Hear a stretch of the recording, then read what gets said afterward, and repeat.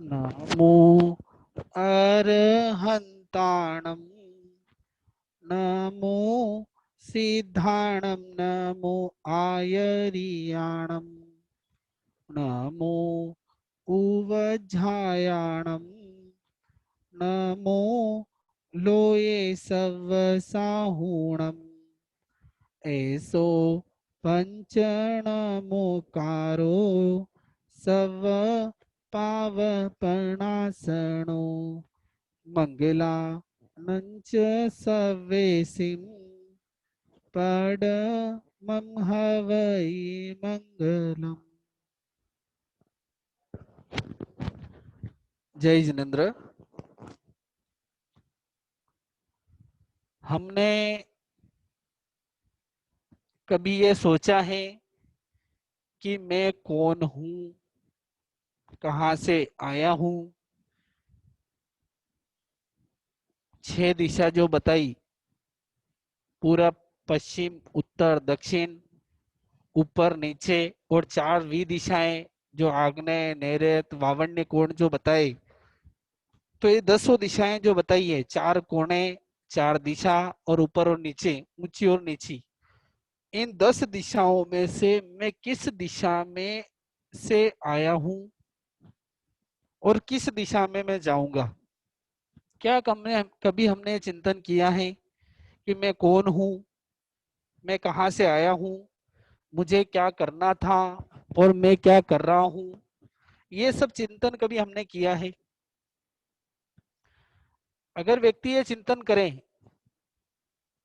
तो भगवान हमको समझा रहे हैं कि अगर मैं ये चिंतन करूं कि मैं कौन हूं, अगर सिर्फ इसी चिंतन में बात करें तो मेरे माता पिता कौन है, ये प्रश्न उठेगा। इनके साथ मेरा संबंध कैसे हुआ, ये प्रश्न उठेगा। इसी तरह जो हाथी घोड़े या जो जगह है, जो मुझे बंगला मिला है, गाड़ी मिली है, जो सुख के साधन मिले हैं, जो ऐश्वर्य की सामग्री मुझे मिली है, मुझे कैसे मिली, ये सब प्रश्न मुझे क्या होंगे, प्रश्न उठेंगे। अगर मैं ये प्रश्न करता हूं कि मैं कौन हूं, तो ये सारे प्रश्न मुझे क्या होंगे, मेरे बंधुजन परिवार माता पिता सामग्री गाड़ी बंगला सब जो साधन मुझे मिले, ये मुझे कैसे मिले, ये प्रश्न क्या होगा, मेरे मन में उठेगा। तो वही चिंतन में भगवान बोल रहे हैं कि ये सब जो चीजें तुमको मिली है ना, ये सब चीजें क्या है, पर है, यानी नाशवान है। एक न एक दिन इन चीजों का क्या होने वाला है, नाश नाश होने वाला है। ये शाश्वत नहीं है। शाश्वत तो कौन है, एक मेरी आत्मा ही शाश्वत है। बाकी सब तो क्या है, ये पर्याय है। पर्याय बदलती रहती है लेकिन आत्मा कभी बदलती नहीं है। द्रव्य वो का वो ही रहता है लेकिन पर्याय क्या हो जाती है, द्रव्य मेरी आत्मा है और पर्याय बदलती रहती है। तो भगवान समझा रहे हैं कि जब ये जो आत्मा अरूपी है, आत्मा का ज्ञान क्या है, रूपी है, और उसके बाद जो शरीर है वो अमूर्त है, मतलब दिख, शरीर मूर्त है, रूपी है, दिखने वाला है, और आत्मा क्या है, अरूपी है।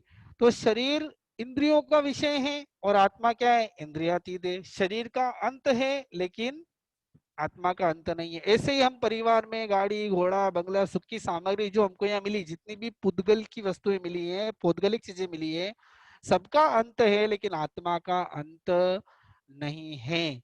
वो ही चिंतन आज हमको करना है कि जो इसलिए इसलिए हमको समझना है कि शरीर अलग है और आत्मा अलग है। कहीं शरीर को ही आत्मा नहीं समझ ले, कहीं हमारी ऐसी भ्रांति तो नहीं हो चुकी है कि हम क्या समझ रहे हैं कि शरीर है वही आत्मा है। हमको कई बार पता भी होता है लेकिन हमारा आचरण इस प्रकार का होता है कि हम क्या समझ चुके हैं कि शरीर और आत्मा एक ही है, इसलिए हम शरीर का पोषण करते जा रहे हैं और आत्मा का पोषण करते ही नहीं है। आपने 11वां व्रत सुना होगा, समझा होगा, पोषद व्रत।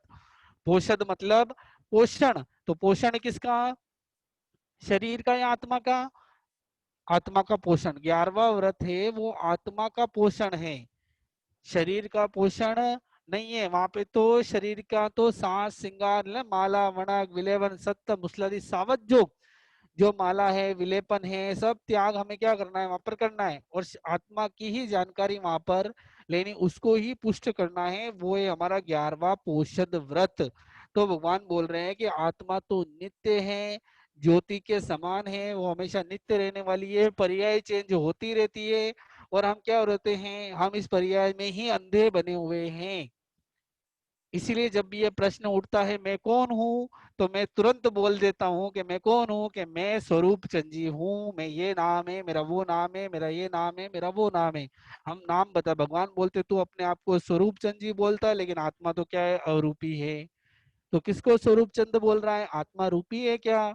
लेकिन नहीं, हमको वही चीज आज समझनी है कि हम जिस चीज को लेकर अंधी दौड़ में भागते जा रहे हैं, भागते जा लेंगे, सही स्वरूप जब सामने आएगा तो हमको लगेगा हमने इतना टाइम तो व्यर्थ में ही गवा दिया, इतना टाइम तो हम क्या रहे, व्यर्थ में ही भागते रहे। यही चीज हमको आज समझनी है कि जन्म जरा मृत्यु, बोलते हैं जन्म जरा मृत्यु के भय से भयभीत बना पामर पाणी, है ना, जन्म जरा मृत्यु और डर से इतना हम भयभीत बन चुके हैं, इतना हम नुकसान उठा रहे हैं, इतना हम क्या हो रहे हैं, दुख उठा रहे हैं, लेकिन फिर भी हम उसको छोड़ने को तैयार नहीं है। हम वो काम ही नहीं कर रहे हैं जो भगवान हमको बोल के गए हैं। हम सबको अपना समझ रहे हैं, हम किसी को दूर समझ ही नहीं रहे हैं। और इसी प्रकार क्या है, फिर हम कर्म मानते रहते हैं, और कर्म का परिणाम क्या होगा, जब हम भयभीत नहीं बनते हैं तो कर्म का परिणाम क्या होगा, फिर हमको संसार मिलेगा, और संसार मिलेंगे तो माता पिता मिलेंगे, सास ससुर मिलेंगे, स्त्री पुत्र मिलेंगे, सब क्या होगी, सब मिलेंगे, लेकिन क्या होगा, एक दिन क्या होगा, हम इस परिवार को,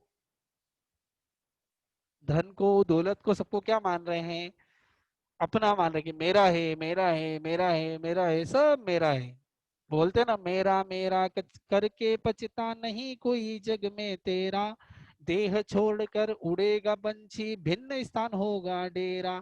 कि जब मैं इसको मेरा मेरा करके, मेरा है, मेरा है, मेरा है, अपन बोलते ना ये मकान मेरा है, तो जब हमारे पिताजी जीवित रहते हैं तो वो क्या बोलते हैं, ये मकान मेरा है। उनके पिताजी जीवित थे तो वो क्या बोलते थे, हमारे दादाजी मतलब क्या बोलते थे, ये मकान मेरा है।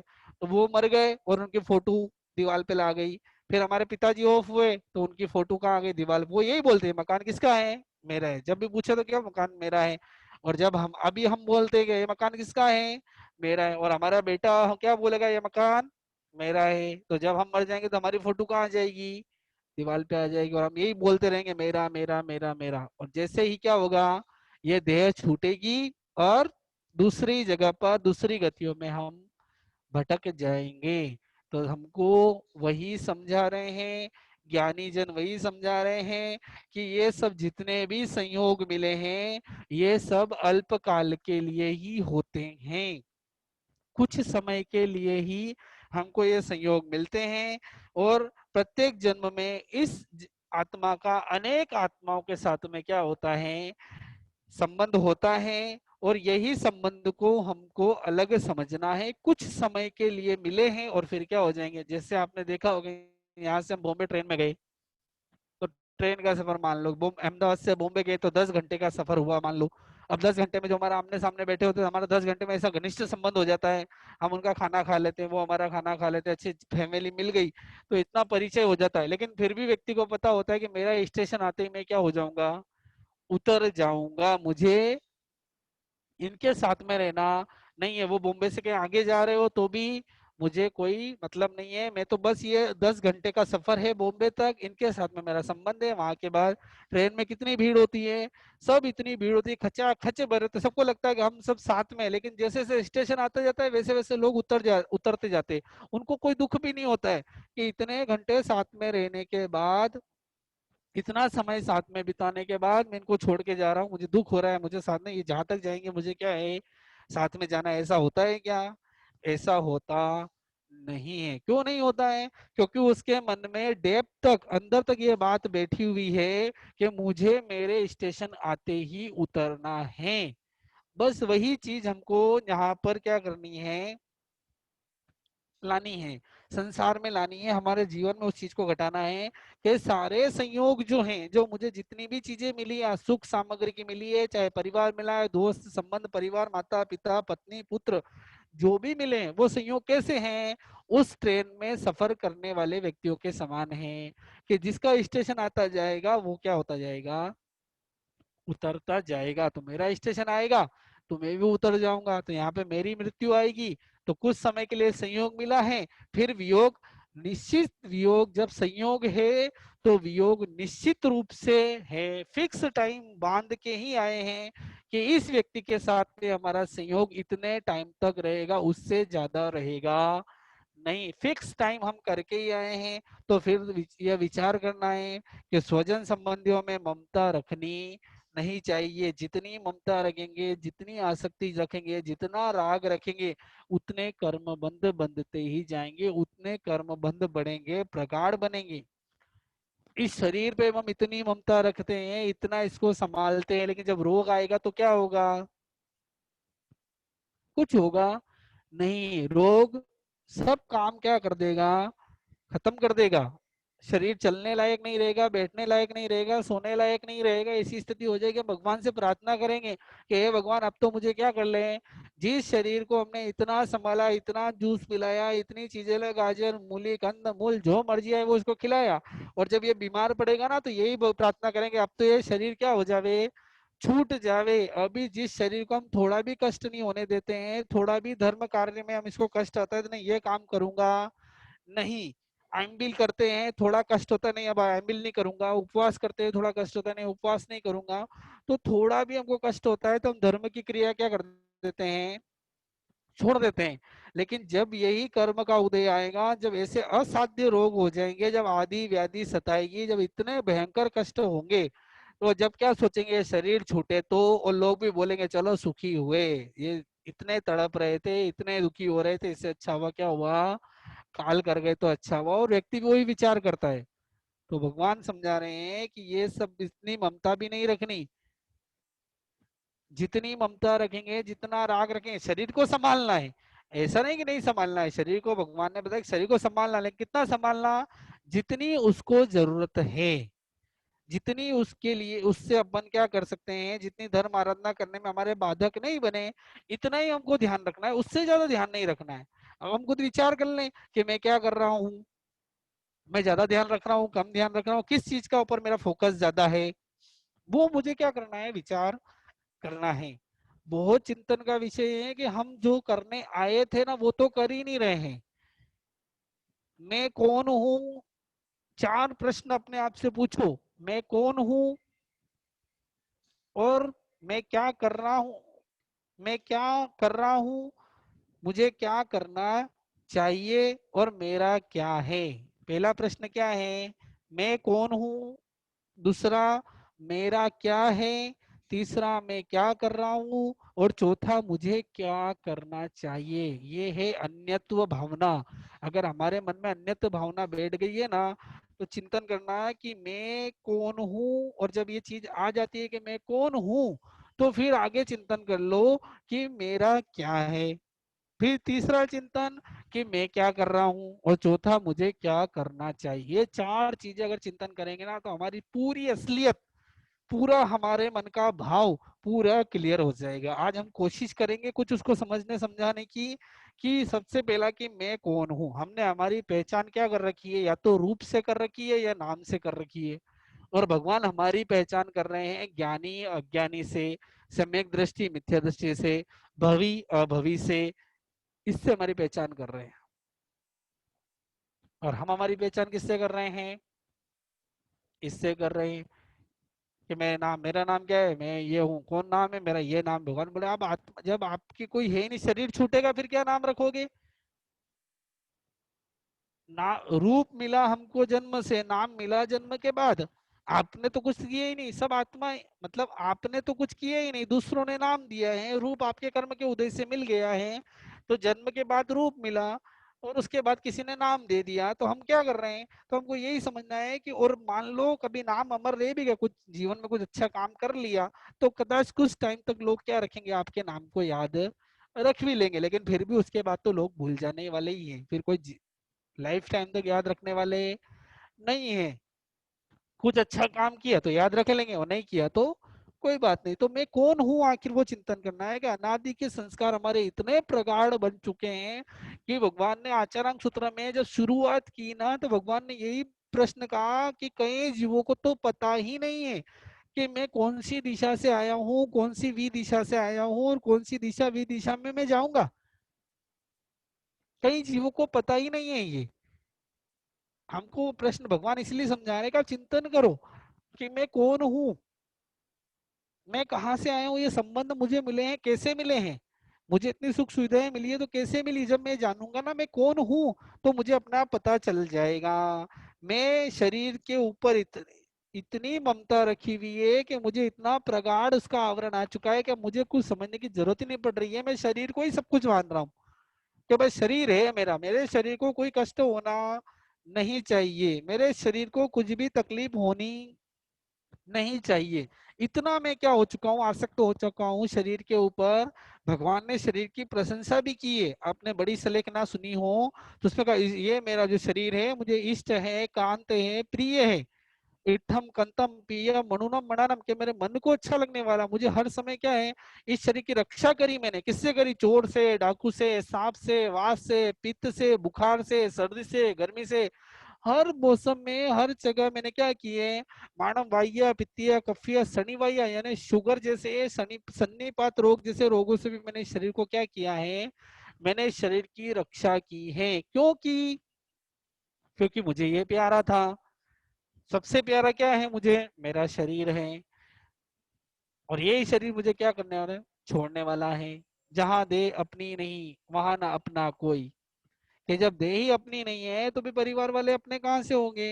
ये देह ही छूट जाएंगी, देह में बीमारी आ जाएगी, देह ऐसी हो जाए, शरीर ही ऐसा हो जाएगा, तो फिर आगे कैसे काम चलेगा। तो भगवान वो समझा रहे हैं कि शरीर का हमने सब कुछ मान लिया है और यह मानना ही हमारा क्या हो चुका है।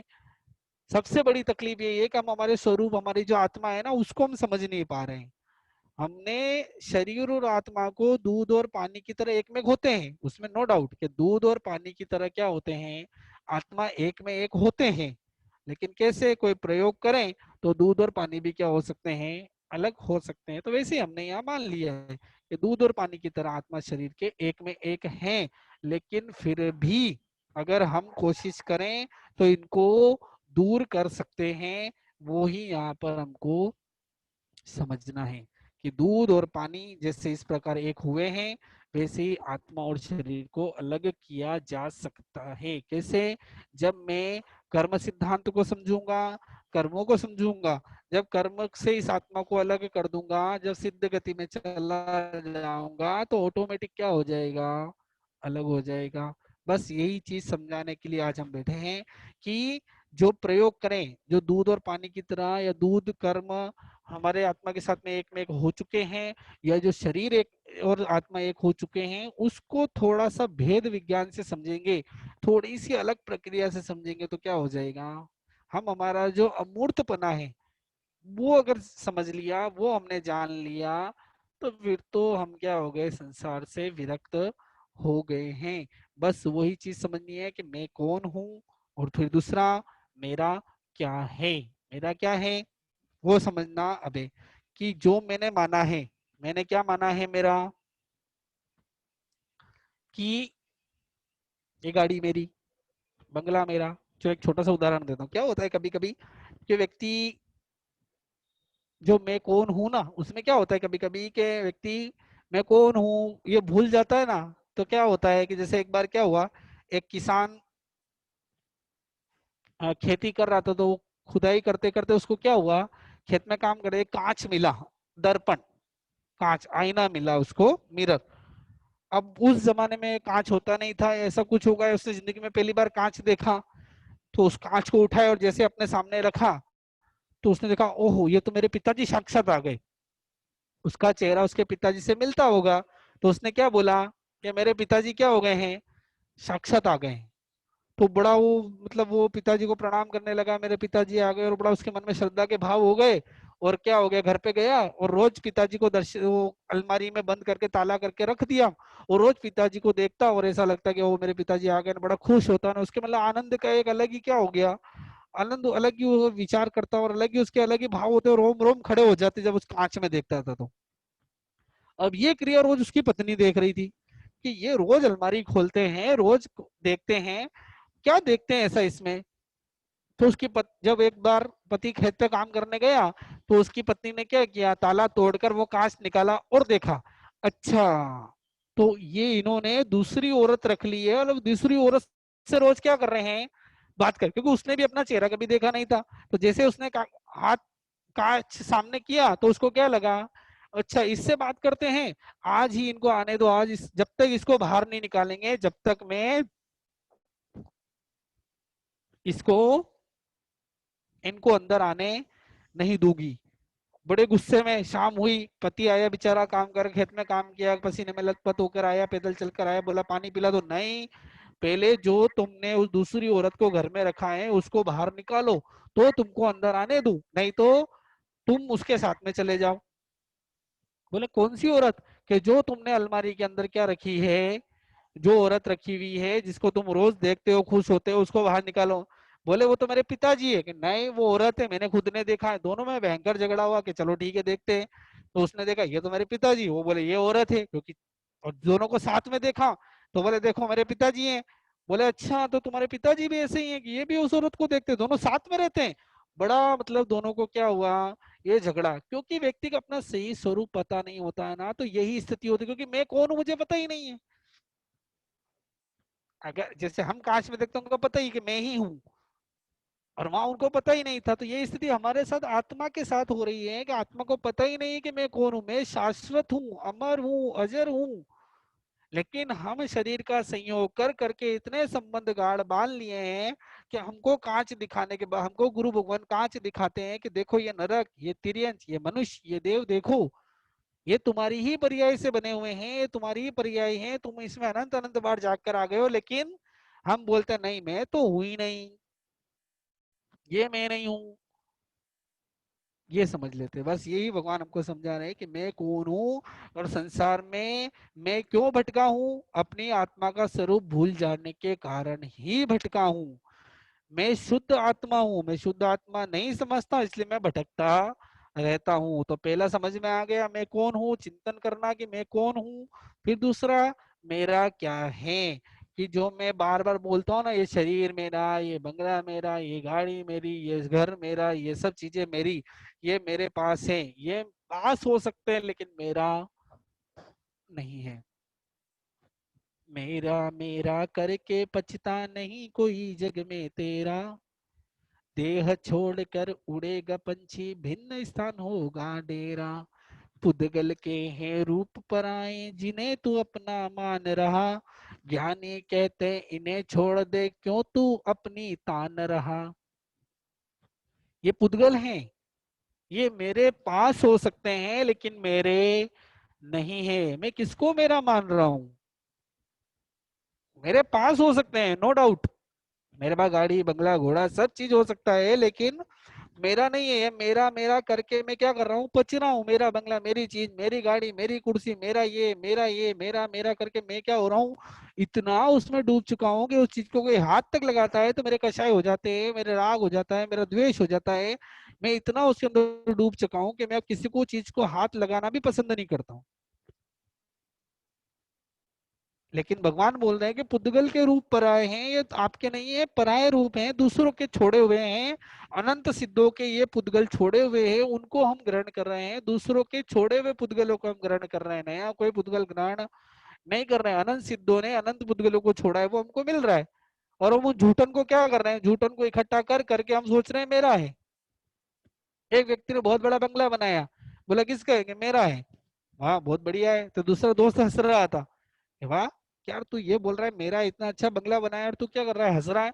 बोले हंसूनो तो क्या करूं, हंसने वाली ही बात है, ये बोल रहा है मेरा है, इसके पिताजी भी यही बोलते थे मेरा है, आज देख लो दीवार पे लटके हुए हैं, और कल ये लटका हुआ होगा।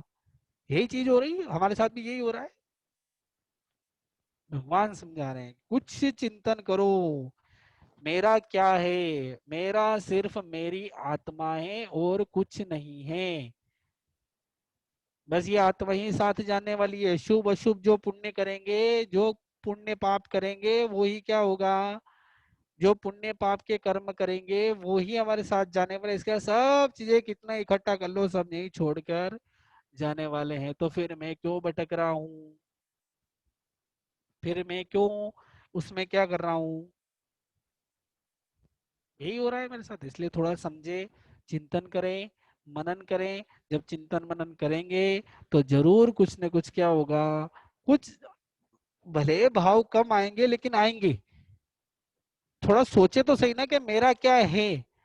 मैं जो मान रहा हूँ, जिस बेटे को मैं अपना मान रहा था कि बेटा मेरा है, मेरा है, मेरा है, और वही बेटा क्या हो गया, छोड़कर चला गया। फिर क्या उस बेटे को गालियां देते हैं कि इस बेटे को मैंने इतना, क्या हुआ, पढ़ाया लिखाया, फॉरेन भेजा, सब किया, और क्या हो गया, बेटे ने वही शादी कर ली और अब आता ही नहीं। अब हमको कहाँ जाना पड़ रहा है, वृद्धाश्रम जाना पड़ रहा है, वृद्धाघर जाना पड़ रहा है, घरटाघर जो बोलते हैं, वृद्धाश्रम जाना पड़ रहा है, अनाथ आश्रम जाना पड़ रहा है। रहना ही पड़ेगा। कई लोग ऐसे हैं जिन्होंने क्या कर लिया, अभी से वृद्धाश्रम में अपनी सीट बुक कर ली है, क्योंकि मेरा बेटा तो मुझे पता ही है, मुझे रखने वाला ही नहीं है। जिसको मेरा मेरा मेरा बेटा, मेरा बेटा, मेरा जैसे सीना चौड़ा होता था, आंखें बड़ी हो जाती थी। मेरा बेटा कहाँ पढ़ रहा है? अमेरिका पढ़ रहा है। मेरा बेटा कहाँ पढ़ रहा है? दुबई पढ़ रहा है। मेरे बेटे की जॉब कहाँ है? अमेरिका जॉब है। अच्छा, कितना कमाता है? कि 1 करोड़ कमाता है। और वही बेटे ने क्या बोल दिया कि पिताजी आप कहाँ रहो, वृद्धाश्रम में रह जाओ, ओल्ड एज आश्रम में रह जाओ, वहां पे रहना, सारी फीस में यहाँ से ही क्या कर दूंगा, जमा कर दूंगा, आपके नाम की सीट क्या कर दी है मैंने, फिक्स कर दी है। अब बोलो कि मेरा बेटा, बोलो, नहीं बोल सकते। इसलिए मेरा क्या है, मेरे जो कर्म है, मेरे शुभ अशुभ कर्म है वो ही मेरे हैं। इसलिए किसी से अपेक्षा रखनी ही नहीं। मेरा पुण्य होगा तो सब मेरी सेवा हो जाएगी, मेरे पाप का उदय होगा तो मुझे भोगना ही पड़ेगा, कोई उसे रोकने वाला नहीं है। थोड़ा चिंतन मनन करेंगे तो बहुत कुछ हमको सार निकल जाएगा। कर्म बंध कम होंगे, हमारे भाव शुद्ध होंगे, भावनाएं बनेगी, कुछ आगे बढ़ने का क्या होगा, मन होगा। नहीं तो करते रहो, शरीर शरीर शरीर करते रहो, मेरा बेटा बंगला परिवार, यही के यही क्या हो जाएंगे। जो ज्यादा करता है ना कि ये मेरा घर मेरा घर मेरा घर, उसी घर में छिपकली बनकर, कीड़ी बनकर, मकोड़े बनकर, कुत्ते बनकर, बिल्ली बनकर, यही बनकर उत्पन्न हो जाएंगे। फिर देखते रहना उस मकान को, घर में भी नहीं घुसने देंगे। जो ज्यादा बोलता है ना, मेरी सोसाइटी देखो कितनी बढ़िया सोसाइटी मेरी, एकदम लोकेशन देखो, पोश एरिया, लोकेशन, ऐसा लोकेशन आपको पूरे अहमदाबाद या पूरे बॉम्बे में नहीं मिले। और देख देख के बड़ा खुश है, लोगों को बताता है। और वही मर के ना वही उसी सोसाइटी में कुत्ते बनकर उत्पन्न हो गए। फिर वो जमादार घर उस सोसाइटी के अंदर ही नहीं घुसने देवे, वो भगाएंगे बार बार, मार मार के भगाएंगे। फिर क्या करोगे? कुछ नहीं कर। इसलिए ज्यादा आसक्ति रखनी नहीं, ज्यादा आसक्ति रखोगे तो उत्पत्ति बढ़ेगी। और संसार वही है, आसक्ति, संसार।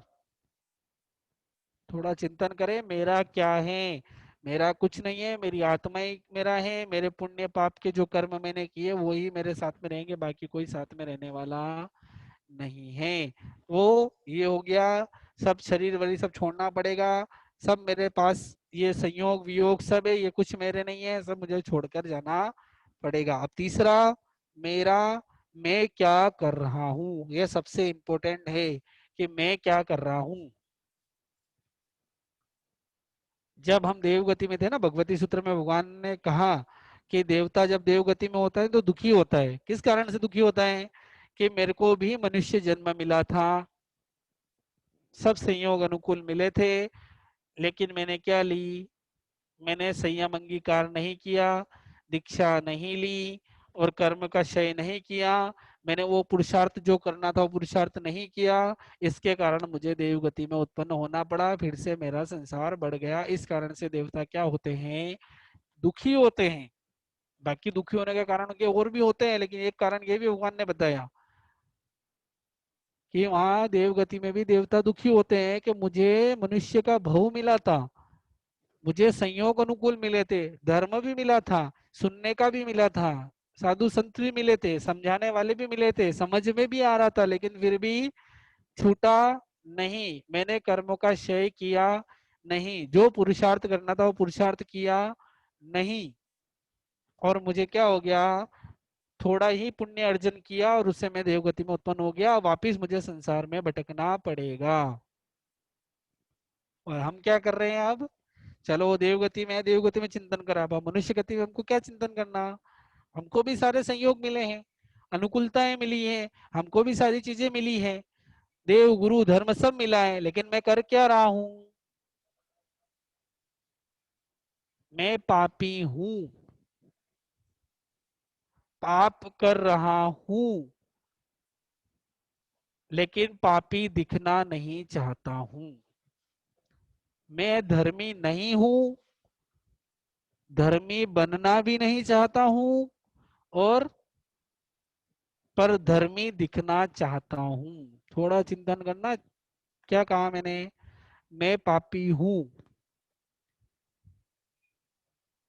पापी हूं कि नहीं हूं मैं, कर्म कर रहे हैं पापी हूं, पापी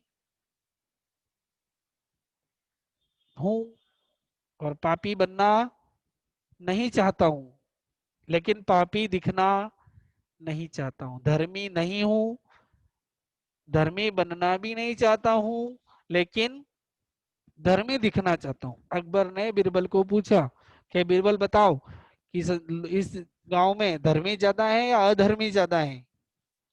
तो बीरबल ने कहा कि अधर्मी ज्यादा है। तो बोले कैसे, नहीं पहले बोला धर्मी ज्यादा है, बोले कैसे, कि ना धर्मी ज्यादा है ना अधर्मी ज्यादा है। कई लोगों ने कहा धर्मी ज्यादा, कई लोगों ने कहा अधर्मी ज्यादा। बीरबल ने कहा ना धर्मी ज्यादा ना अधर्मी ज्यादा, धर्मी दिखने वाले लोग ज्यादा हैं। तो हमारी स्थिति ऐसी है कि मैं कर क्या रहा हूँ, मैं पापी हूं और पाप करते ही जा रहा हूँ, लेकिन मैं पापी दिखना नहीं चाहता हूँ। मैं भगवान के सामने जाता हूँ कि हे प्रभु, गुरुदेव को बोलते हैं ना, प्रभु क्या है, नहीं भगवान मैं कोई पाप नहीं करता हूँ, मैं तो कुछ करता ही नहीं हूँ, मैं तो बस थोड़ा सा संसार का, बाकी मैं कुछ करता ही नहीं हूँ। और हम क्या करें, और धर्मी दिखना चाहता हूँ, भगवान मैं तो इतना दया करता हूँ, ये करता हूँ, मेरे मन में कोई कषाय नहीं है ना, कोई कुछ नहीं है ना, कोई क्रोध नहीं है ना, कुछ आसक्ति नहीं है ना, जो मिलता है वो खा लेता हूँ उन्हें। और जब ऐसा वैसा मिलता है तो, जब घर में थोड़ा नमक ऊंचा नीचा हो जाता है तो फिर हमारी स्थिति क्या होती है, चाय में शक्कर कम होती है तो क्या स्थिति हो जाती है, थोड़ा खाना आगे पीछे हो जावे तो क्या स्थिति होती है। धर्मी दिखना सबको है, पर धर्मी बनना कोई चाहता नहीं है। इसलिए भगवान ने कहा कि मैं पापी हूं, थोड़ा सा चिंतन करेंगे ना तो बहुत कुछ असर निकलेगा। तो भगवान बोले कि मैं कर क्या रहा हूँ। हम यहाँ पे कोई पूछे क्या करते हो तो बोलते मैं जॉब करता हूँ, मैं बिजनेस करता हूँ, मैं घर की रखवाली, बच्चे को पूछो तो क्या बोलते मैं पढ़ाई करता हूँ, घर के वृद्ध पुरुष को पूछो तो क्या बोलते मैं घर की रखवाली करता हूँ। होता है ना ऐसा, वृद्ध पुरुष को पूछो तो क्या बोलते हैं, घर की रखवाली करता हूँ, घर की रखवाली करते हैं ना। कई लोग को पूछते हैं ना घर पे कौन है, आप सब ने आगे तो क्या है ना, इसके दादाजी हैं, इसकी दादी जी हैं, यही होता है ना। मतलब क्या रखवाली, अब वृद्ध पुरुष क्या हो गए, रखवाली के लिए ही हो गए। तो इसलिए थोड़ा चिंतन करो कि मैं कर क्या रहा हूँ, मुझे करना क्या था, कुछ नया करना है, मुझे कुछ नया काम करना है, ऐसा काम करना है कि मुझे बार बार कोई काम करना ही नहीं पड़े, कर्मशय का काम करना है मुझे। हम नहीं करते तो फिर क्या यही काम करने पड़ेंगे, जॉब करनी पड़ेगी, नौकरी करनी पड़ेगी, बिजनेस करना पड़ेगा, घर की रखवाली करनी पड़ेगी, पढ़ाई करना पड़ेगा, जो करने थे वो तो किया नहीं, और अब क्या कर रहे हैं, ये काम करना ही पड़ेगा। इसलिए थोड़ा सा चिंतन करो कि मैं करने क्या आया था। मैं जब देवगति में था ना तो मैंने विचार किया था कि मैं जब यहाँ से काल करूंगा तो मनुष्य गति में जाऊंगा ना, तो वहां पर क्या करूंगा, 9 साल का हो जाऊंगा और क्या कर लूंगा, दीक्षा ले लूंगा, और सब कर्म क्षय कर कर मैं कहा चला जाऊंगा, मोक्ष में चला जाऊंगा। लेकिन यहाँ पे आके सब भूल गए। और जब गुरु भगवान को याद दिलाते हैं ना, हाँ भगवान करते हैं, भावना तो है, भावना है, मेरी क्या भावना है, दीक्षा लेने की भावना है। सही कहूँ ना तो ये शब्द बोलते ये भी हमारी मायाचारिता है, मेरा अनुभव है। हम बोलते हैं ना कि मेरा क्या है, भावना है। अच्छा ठीक है, भावना है ना, तो भावना होती है तो हम उसके लिए पुरुषार्थ कितना करते हैं, उस भावना को प्रकट करने का, उस भावना को इम्प्लीमेंट करने का, उसको क्रिया रूप करने का हमने प्रयास कितना, कितनी बार किया। हमने दीक्षा लेने के हमारे भाव हैं, तो दीक्षा लेने के लिए हमने प्रयास कितना किया, बताओ, कितना प्रयास किया हमने उस दीक्षा लेने के लिए। कभी हम साधु संतों के साथ विहार में गए, कभी लॉज किया, कभी एकासना मिल किया, कभी उनके साथ रहे 24-24 घंटे के। आज तो हम क्या है, 24 घंटे यही रहेंगे, 8 दिन गुरु की सेवा में रहेंगे, 15 दिन गुरु की सेवा में रहेंगे, उनकी क्रियाओं को समझेंगे।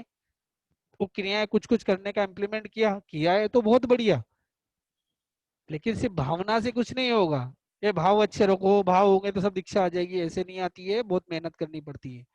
जब भाव करेंगे दीक्षा के, और जब वो क्रिया करेंगे, कुछ इम्प्लीमेंट करेंगे ना, तो ये काम होगा। सिर्फ भावना रखने से कुछ नहीं होगा। भाव कितने टाइम टिकेंगे शुद्ध। मैं रसगुल्ले का भाव करूँ, रसगुल्ला मुझे अच्छा है, अच्छा है, अच्छा है, अच्छा है, और मुझे खाना है, मुझे खाना है, मुझे खाना है, तो रस आ जाएगा क्या? नहीं आएगा। जब मैं उसको खाऊंगा, जीभ पर रखूंगा ना, तो पता चलेगा कि रसगुल्ला मीठा होता है, नहीं तो पता ही नहीं चलेगा। तो थोड़ा चिंतन करे, विचार करे कि मैं क्या कर रहा हूँ, मैं क्या करने आया था, और मैं कर क्या रहा हूँ। मैं करने आया था कर्म का क्षय, और मैं कर रहा हूँ कर्मों का बंध, उल्टा काम कर रहे हैं। इसीलिए तो संसार से विरक्ति नहीं हो रही, निर्वेद का भाव नहीं आ रहा है, संवेग का भाव नहीं आ रहा है। सम्यक दृष्टि के व्यवहार से 5 लक्षण है ना, अनुकंपा, आस्था, सम, संवेद, निर्वेद, अनुकंपा और आस्था। इसलिए संभाव नहीं आ रहा है, संवेग नहीं आ रहा है, निर्वेद नहीं आ रहा है, मोक्ष की अभिलाषा ही नहीं हो रही है। हम चिंतन तो रोज करते हैं, मोक्ष में जाना है, मोक्ष मोक्ष में ऐसे ही चले जाएंगे, सिद्ध ऐसे ही बन जाएंगे। हमने अभी सबको हमारा समझ रखा है कि मेरा मेरा मेरा, ये मेरा परिवार, मेरा ये मेरा, ऐसे कैसे मेरे को बोल दिया, मेरा ईगो हर्ट हो जाता है, मेरा ईगो अड़ जाता है। कई लोग बोलते हैं मैं रोड पे आ जाऊंगा, लेकिन झुकूंगा नहीं। रोड पे आके फिर क्या झुकना, वो तो ऐसे ही झुक गए, तुम रोड पे आगे तो ऐसे ही झुक गए। रोड पे आ जाऊंगा, इसको दिखा दूंगा, रोड पे आके क्या दिखाना है। हम 10,000 का सूट पहनकर जावे, एकदम up to date VIP suit पहनकर जावे, 10,000, 20,000, 25,000 का, और वो कुत्ता अपने को देख लेवे, तो वो देख के सोचता है क्या कि नहीं, इसने 20,000 का सूट पहन रखा है, इसके ऊपर भौंकना नहीं है। हमारा 20,000 का सूट पहनकर हमारा ईगो हो जाता है ना कि हाँ देखो मेरा सूट देखो, एकदम अप टू डेट कंपनी का, रेमेंड्स कंपनी का, बड़ी बड़ी कंपनी को हम क्या पहनते हैं, कपड़े पहनते हैं। और वो कुत्ता देखता है तो वो ऐसा सोचता है क्या कि इसने इतनी बड़ी कंपनी का 25,000 का सूट पहना, अब इसके ऊपर भौंकना। उसको हमारे ईगो की कुछ पड़ी नहीं, उसको भौंकना है तो वो भौंक ही देगा। गाड़ियों के पीछे नहीं भागते हैं, बड़ी बड़ी करोड़ों की गाड़ियों के पीछे कुत्ते भागते हैं। तो सोचना है कि सब अन्यत्व है, हम इसको कहाँ ईगो हर्ट करके, कहाँ राग और द्वेष कर कर, कहाँ इसको हम क्या कर रहे हैं, हम इसको पकड़ते ही जा रहे हैं, प्रगाढ़ करते हैं, मेरा मैं कर क्या रहा हूँ, मुझे करना क्या था।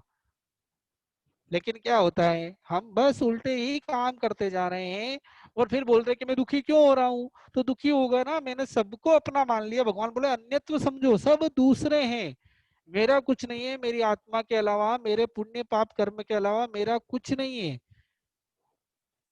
मुझे यही काम करना है कि मुझे कर्मों का क्षय करना है, लेकिन वो मैं करता नहीं हूँ।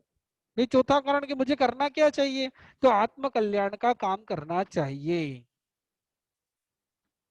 मैं जो कर रहा हूँ ना वो सही है गलत है बात है, लेकिन मुझे करना क्या चाहिए, कि मुझे आत्म कल्याण का काम करना चाहिए, जिससे मेरी आत्मा का कल्याण हो, जिससे मेरी आत्मा सुखी बने, वो काम करना चाहिए। लेकिन मैं कौन से काम करता हूँ, अपना अपना खुद चिंतन करे कि पाप के काम ज्यादा करते हैं कि पुण्य के काम ज्यादा करते हैं कि धर्म के काम ज्यादा करते हैं।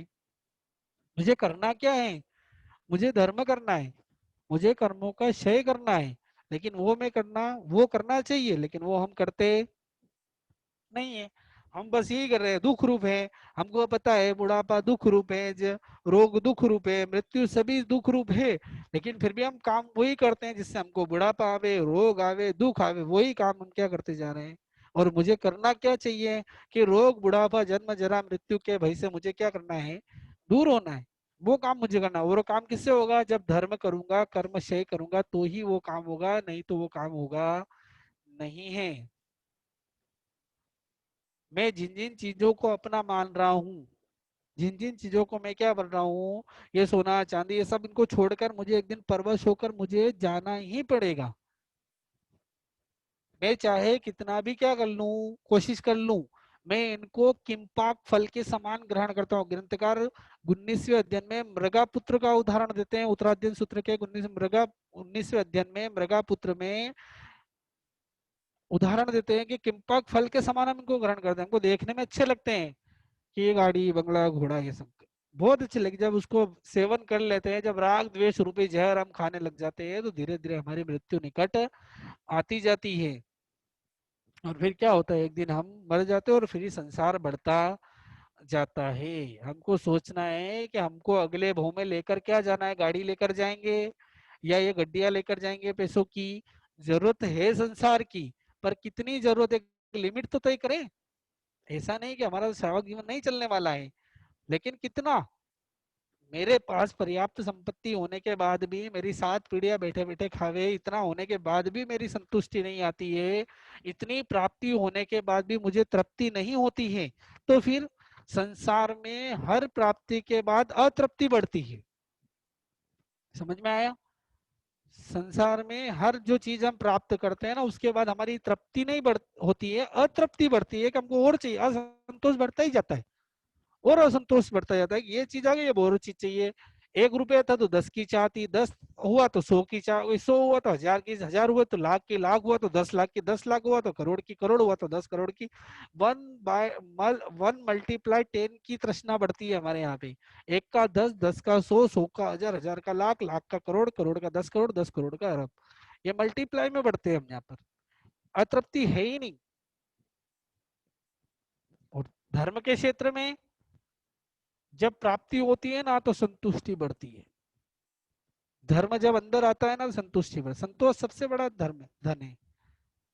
तो वो समझेंगे, विचार करेंगे कि अगर हमको साथ में ले जाना है तो क्या ले जाएंगे हम। ये गाड़ी घोड़े बंगले कुछ जाने वाले नहीं है, जाने वाला हमारे पुण्य पाप का कर्म।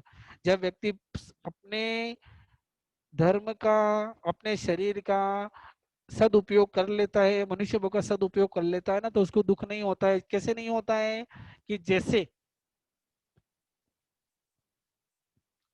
कोई व्यक्ति सफर में जा रहा है, यहाँ से मान लो चेन्नई जाना है, तो उसको 2 दिन का सफर है, तो अपने साथ में पर्याप्त तो भोजन साथ में लेकर जाता है, उसका नाश्ता वास्ता लेकर जाता है, तो रास्ते में जब भी भूख लगती है खा लेता है। उसको दुखी नहीं होना पड़ता, उसको डिपेंड नहीं रहना पड़ता है कोई बेचने वाला आएगा, मिलेगा नहीं मिलेगा, दुखी नहीं होना पड़ता है, आराम से आया और खा लिया। और जिसके पास नहीं होता है वो क्या होता है, डिपेंड रहता है। कोई बेचने वाला जब खाऊंगा, बेचने वाला नहीं आए, तो हो सकता है 2 दिन उसको भूखा भी रहना पड़े। लेकिन जो अपने घर से साथ में लेकर चला, उसको कोई दिक्कत नहीं है। तो वैसे ही हम यहाँ पे, हमें शुभ कर्म करेंगे, अच्छे काम कर लेंगे, तो हमको दुखी होना, दुर्गतियों में दुखी होना नहीं पड़ेगा। और अगर कर्म करते जाएंगे, अशुभ कर्म करते जाएंगे, तो क्या होगा, दुखी होना ही पड़ेगा। साधु संजो संथारा लेते हैं ना, तो मन, उनके चेहरे पे प्रसन्नता होती है, आनंद का अनुभव होता है कि नहीं बहुत बढ़िया, कितना अच्छा।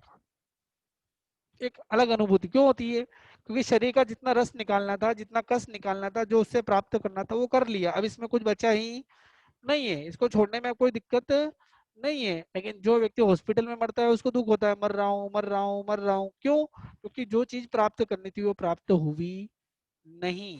मृगा पुत्र भी यही अपने माता पिता को समझा रहे हैं कि मुझे ऐसे मरते समय दुख नहीं हो, मैं पर्याप्त इस शरीर का उपयोग करके जाना चाहता हूँ। पर्याप्त जिस चीज के लिए मैंने शरीर को प्राप्त किया है, उस प्राप्त करने के बाद मुझे संतुष्टि होवे कि शरीर से जो मुझे निकालना था वो मैंने निकाल लिया, इसमें कुछ बचा नहीं है, नहीं तो फिर मैं दुखी हो जाऊंगा। 1-2 दिन के सफर में खाना लेकर नहीं जाता हूँ तो मैं दुखी हो जाता हूँ। तो यहाँ से तो मुझे अगले भव में जाना है, अगली गति में जाना है, तो उस गति में अगर मैंने यहाँ से शुभ अशुभ कर्मों का बंध सही नहीं किया, तो मुझे वहां जाकर नरक और तिरंज में कहाँ से मिलेगा, मनुष्य में कहाँ से मिलेगा। अच्छे कर्म करूंगा तो मुझे सब चीजें अनुकूल मिल जाएगी, और नहीं है मिलेगी तो मैंने क्या होगा, शुभ कर्म का बंध ज्यादा किया। तो इसलिए मुझे अभी समझ में आ रहा है, तो मुझे ज्यादा ज्यादा पुण्य पाप को समझना है और वही काम करना है जो अगले भव में मुझे सुखी बनाने वाले हैं। तो मृगा पुत्र यही कहते हैं, उसके माता पिता उसको कहते हैं कि बेटा, तरुण अवस्था है, तू अभी क्या है, जवान है, तू कैसे संयम का पालन करेगा, तू संयम का पालन कैसे करेगा।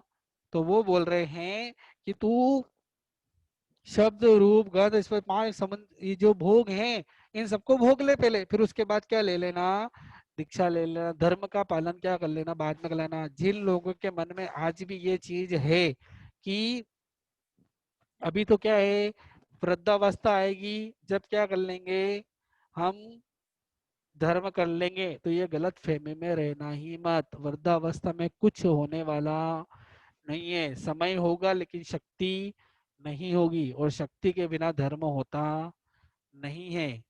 शक्ति है तब धर्म अच्छी तरीके से कर सकते हो, शक्ति के बिना धर्म होता नहीं है। इसलिए कभी भी ये करना ही, मृगापुत्र भी वही कहलाएगा, संयम पालन। जैसा आपने कहा कि ये काम भोग परिग्रह सब ये पुरुष लेकर बैठे हुए हैं, कई पुरुष लेकर बैठे हैं, लेकिन उनके लिए ये धर्म करना बहुत दुष्कर है। हर कोई धर्म कर सकता नहीं है। अनंत बार मैंने ऐसी शारीरिक पीड़ाओं को सहन किया है, इन भोगों को प्राप्त कर कर कर मैंने क्या किया है, बहुत मैंने क्या किया है, दुख भोगे हैं। नरक में गया तो मुझे काटा गया, छीला गया, ठंडी गर्मी, अनंत गुना ठंडी मैंने सहन करी, अनंत गुना गर्मी मैंने सहन करी।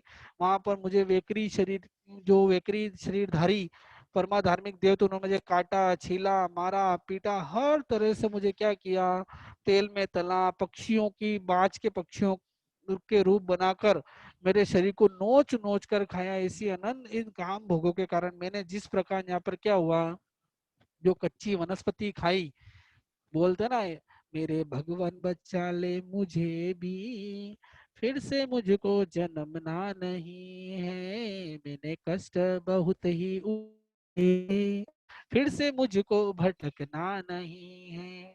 मेरी आत्मा बनी जब ये गाजर, कभी मूली ये प्याज टमाटर, जब दांतों से कच्चा चबाया, फिर से उसमें जन्मना नहीं है, मेरे भगवान बचा ले मुझे भी। वही मृगापुत्र बोल रहे हैं कि हे माता पिता, आप समझो कि मेरी आत्मा जब ये कच्चे गाजर मूली टमाटर बनने ना, तो लोगों ने मुझे दांतों से चबाया, कच्चा का कच्चा खा गए। आपने वो दृष्टांत कभी सुना होगा, देखा होगा वीडियो, कि एक सुअर को, आदिवासी लोग सुअर को पकड़ते हैं और उसको जिंदा क्या कर देते हैं, नीचे आग लगती है और ऊपर उसको गोल गोल घुमाते हैं और उसको तड़पा तड़पा कर वो बेचारा तड़पता रहता है, नीचे आग के कारण जल जल जल थोड़ा थोड़ा करके क्या करते हैं, हम भी ऐसे ही कर्म कर रहे हैं। हम जो ये मकई होता है ना, भुट्टा होता है ना मकई, कैसे सेकते हैं उसको, थोड़ा थोड़ा आग पे सेकते हैं ना, और फिर आनंद मनाते हैं कि ऐसा सीख गया, देखो कितना बढ़िया सीखा, भूरा हो गया, ब्राउन हो गया। चलाते जाते हैं उसको गोल गोल गोल गोल, पूरा का पूरा भुट्टा क्या कर लेते हैं हम, वो मकई जो होता है सेक लेते हैं, उसको गरम गरम पानी में डाल देते हैं और उसको फिर क्या करते हैं, अमेरिकन मकई जो बड़े शौक से खाते हैं। हमारे खाना है वो चीज, शौक किस बात का, उसमें राग किस बात का। और ऐसे ही फिर वह नारकी में हमारे साथ होता है, उस एकेंद्र जीव को तड़पाने की सजा हमको पंचेंद्र के भोग में मिलती है। फिर वहीं पे हमको गरम बहुत मकई खाते, भोग से सेक कर खाते थे, चलो डालो। बहुत तुम आग में भुट्टे को क्या किया, जलाया, चलो क्या करो, तो चोज दी कहा है भुट्टे को, ये खाने का कम और फेंकने का ज्यादा। भगवान ये समझा रहे हैं, अन्यत्व समझो। हमारे पुण्य और पाप ही क्या है, हमारे साथ जाने वाले हैं। जितना पुण्य करेंगे शुभ गतियां मिलेगी, अनुकूलताएं मिलेगी और जल्दी से धर्म मिलेगा, संयोग मिलेंगे धर्म के। नहीं तो पाप कर्म हो गया तो अन्य जातियों में उत्पन्न हो गए, अन्य गतियों में उत्पन्न हो गए, कोई संयोग नहीं, सिर्फ दुख दुख दुख और दुख, और कुछ मिलने वाला नहीं है। और ये दुख भी कितने होंगे, लंबी स्थिति वाले होंगे। मृगा पुत्र जी कह रहे हैं अपने माता पिता को कि बहुत लंबी स्थिति तक भोगने पड़ेंगे। नरक में गए तो 10,000 साल तक भोगने ही पड़ेंगे, तिरंच में गए तो कई सालों तक, और निगोद में चले गए तो अनंत काल तक, और मनुष्य भी बन गए तो कई असाध्य रोग हो जाएंगे जो हमसे छूटेंगे ही नहीं। कई लंबे काल तक हमको क्या करना पड़ेगा, भोगना ही पड़ेगा। उसके माता पिता बोलते हैं बेटा भूख प्यास है, कोई बीमार हो गया तो इलाज कौन करेगा। तो मृगा पुत्र जी बोलते हैं कि जब जंगल में जो हिरण होता है उसको जब कोई रोग हो जाता है, उसको चोट लग जाती है, तो उसकी सेवा करने वाला कौन होता है, कोई नहीं होता है। उसको खुद ही क्या है, थोड़े दिन वो भूखा रहता है, एक जगह पड़ा रहता है, शांत हो जाता है, और उस भूख के कारण प्यास के कारण ऑटोमेटिक क्या होता है, उसका रोग क्या हो जाता है, शांत हो जाता है, और उठ कर क्या हो जाता है, अकेला ही विचरण कर लेता है और अकेला ही सही हो जाता है। वैसे ही मैं भी साधुपना लूंगा तो मुझे अकेला ही समझना है ना, अन्य तो समझना है, कोई मेरी सेवा करे नहीं करे मुझे क्या लेना देना। संसार में मुझे वही चीज है कि अन्य तो मेरी कोई सेवा करे नहीं, मेरे पुण्य और पाप का उदय है तो इसलिए मेरी सेवा हो रही है।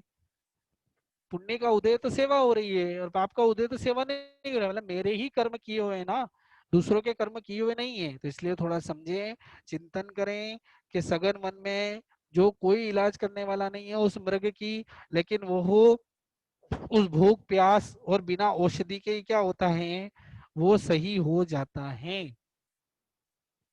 तो फिर आदि व्याधि उपाधि से कोई सहायता करने वाला नहीं है।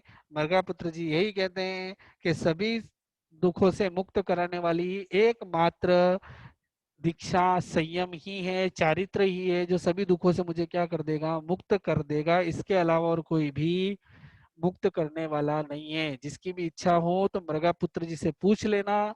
मृगापुत्र जी से पूछ क्या लेना, मृगापुत्र जी का वर्णन 19वां अध्ययन पढ़ लेना, नारकी के प्रत्यक्ष दुख दिख जाएंगे, प्रत्यक्ष चीजें समझ में आ जाएगी किस प्रकार से मेरा ये जीवन चल रहा है। तो थोड़ा समझेंगे, सुनेंगे तो हमको बहुत चीजें क्या मिलेगी, समझने को मिलेगी। अन्य तो भावना है कि सबको पर समझना है, कोई मेरा नहीं है। चार चीजें हमारी आज समझिए, मैं कौन हूँ पहला, दूसरा मेरा क्या है, तीसरा सबसे इम्पोर्टेंट कि मैं क्या कर रहा हूँ, और चौथा मुझे क्या करना चाहिए। जब ये चीजें मेरे समझ में आ जाएगी तो मैं ऑटोमेटिक ही समझ में आ जाएगा कि मुझे क्या करना चाहिए। थोड़ा थोड़ा चिंतन करेंगे ना तो बहुत कुछ चीजें हमारे समझ में आ जाएगी। अब किसी को कोई प्रश्न पूछना है तो वो पूछ सकते हैं।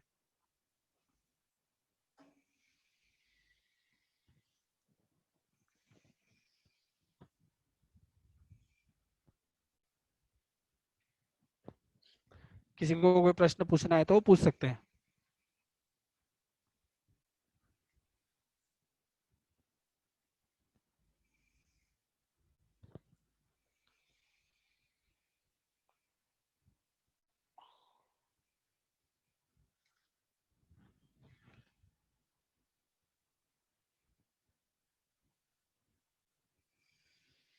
नहीं है, ठीक है। थोड़ा चिंतन करना, किसी को और विशेष जानकारी लेनी हो तो उत्तराध्ययन सूत्र का 19वां अध्ययन है, उसमें मृगापुत्र जी का वर्णन दिया हुआ है। उसमें आप पढ़ोगे तो पता चलेगा कि किस प्रकार से उनको जाति स्मरण ज्ञान हुआ और उस ज्ञान के द्वारा उन्होंने अपने माता पिता को किस तरह से समझाया। पूरा एक विचित्र एक सचित्र वर्णन है कि हम जब पढ़ेंगे तो हमको खुद को पता चल जाएगा कि हम किस प्रकार से हमको आचरण करना चाहिए, किस तरह से हमारे भावों को हमको पकड़ कर रखना चाहिए। ये अन्यत्व भावना हमको यही समझा रही है कि हमको किस तरह से रहना है। हम अगर मेरा मेरा करके रहते रहे तो एक दिन अवश्य ही दुर्गति मिलेगी। इसे चिंतन करें, थोड़ा और समझेंगे, अगली बार दूसरी भावना आएगी उसमें और समझाने का प्रयास करेंगे। जय जिनेन्द्र। आप सब पधारे इसलिए आपका बहुत बहुत धन्यवाद।